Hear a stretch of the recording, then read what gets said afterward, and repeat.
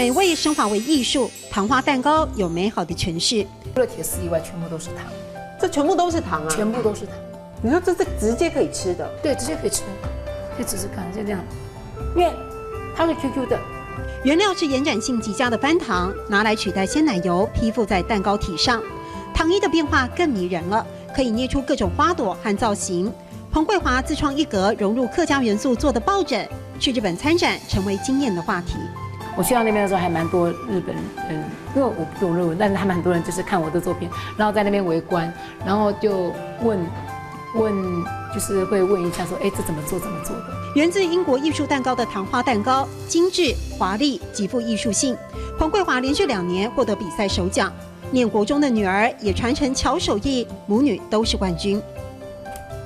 后来，好了，好这就是糖花蛋糕。哇，好漂亮，素面暗厚。因为炒这个做。哦，我手艺真好了，所以因为经常做，其实从不会到会这样大概要2年吧。对，差不多。等一个个步骤慢慢雕琢，彭桂华从不讳言，糖花创作帮她走出忧郁，从中发掘自己独具一格的个性，肯定自己。她也希望透过教学交流，让更多人喜欢糖花的美好。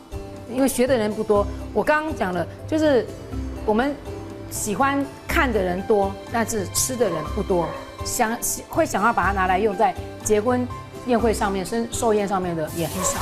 这个小的糖花蛋糕3000块，至于旁边这个大型的糖花艺术蛋糕要5万块钱。听到这样的价格，就知道为什么一般社会大众还难以接受。但尽管如此呢，彭老师也没有放弃。现在他继续以艺术创作在自我期许，同时努力推广糖花技艺。素音暗号，以美重建如初。素音暗号，以美重建如初。